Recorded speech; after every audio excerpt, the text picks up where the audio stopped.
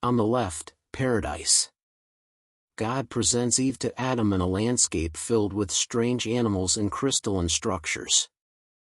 In the center, a vast garden of naked figures, giant fruit, hybrid creatures, and endless pleasure. On the right, hell. A dark world of torture, musical instruments turned into weapons, and a nightmarish landscape of eternal punishment. This is not a simple moral story. This is one of the most complex, bizarre, and fascinating paintings ever created. This is the story of Hieronymus Bosch's The Garden of Earthly Delights. Hieronymus Bosch was born around 1450 in the city of Bosch in the Netherlands. He came from a family of painters and spent almost his entire life in his hometown.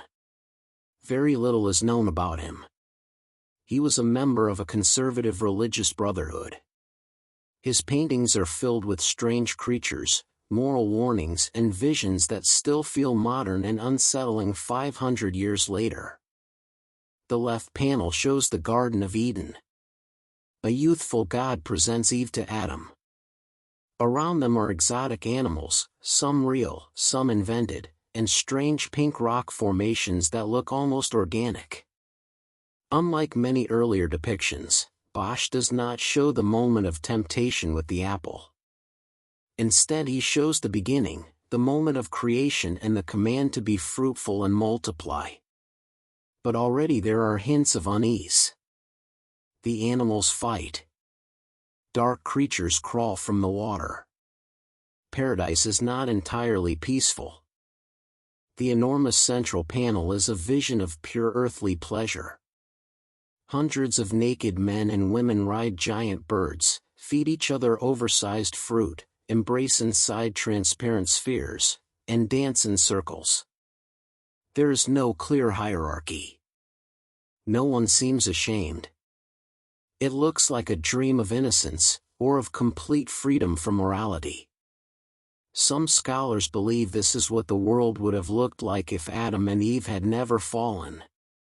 Others see it as a false paradise, a world of lust that inevitably leads to damnation.